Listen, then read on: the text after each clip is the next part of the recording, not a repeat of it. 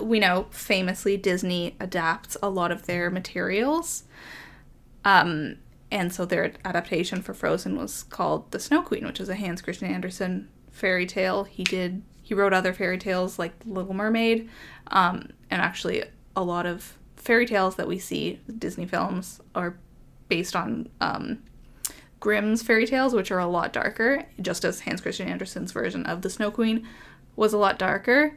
So it's kind of interesting to see how they sort of Disney develops ideas around these themes and these characters, but then really, really changes the structure of the story. Because the original version of The Snow Queen, like, if you read the synopsis, it's nothing like what Frozen was.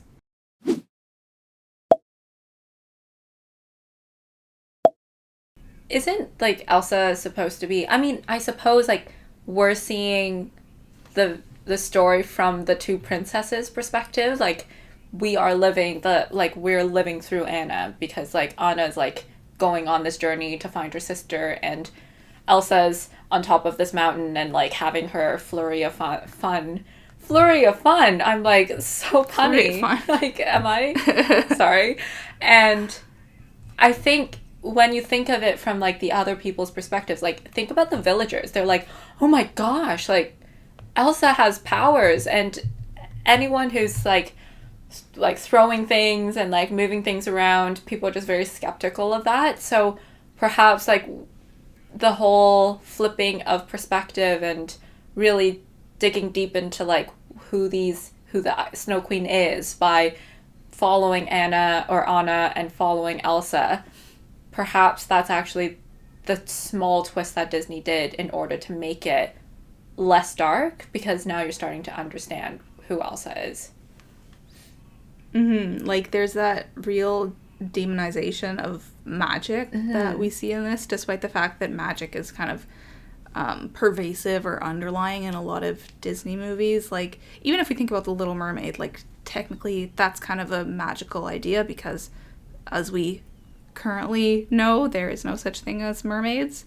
And then there's, of course, Ursula, who has, like, potions and everything. But in Frozen, we see that magic is seen as a good thing. Like, people don't understand what it means, and so they're really scared of it, and they don't want Elsa to be around because they think that her magic is dangerous, which it does turn out to be, but only really because she suppresses it and she never tries to use her powers. Yeah, exactly. And I feel like out of all the fairy tale, like, if we think about the fairy tale trope, magic is always there, and then there's also Prince Charming, and I think that Prince Charming in this film is kind of interesting too, because Prince Charming is not so charming as we realize. And instead you're also thinking about, like, Prince Charming in terms of maybe the characteristics of what makes a Prince Charming rather than, like, Prince Charming having the title of prince. Because I think in this film, technically, Kristoff is playing the Prince Charming character / the heroic sidekick.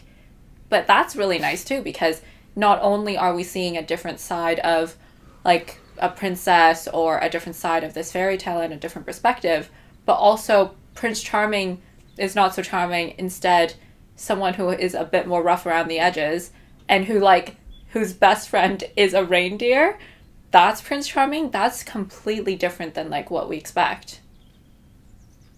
I mean, I would say that Sven is the sidekick, not Kristoff, but, you know.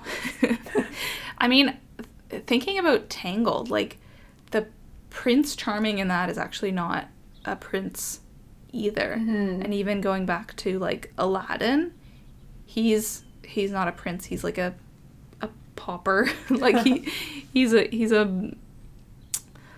I don't know, it's kind of weird, because in Aladdin they, like, make homelessness seem kind of charming, but, like, actually thinking about it, in a lot of Disney movies there's not the prince isn't a prince, which is kind of interesting and almost, like, more interesting than having the prince be the prince. Like, I don't know how you felt when there was the big reveal at the end of Frozen about Prince Charming, but I was shocked.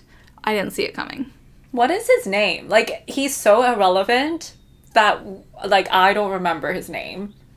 Do you remember his name? I remember he's, like, 13th in line, and so that's why he's like, I'll never become king, and so, like, I need to marry into a kingdom or whatever. But do you even remember his name? Like, he's so irrelevant. I don't remember the name. I mean, he's the one in the song, we finish each other's sandwiches, and here we are not remembering his name.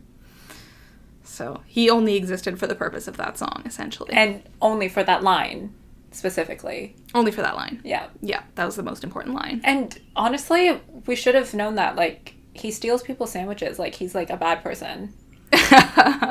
Not this again.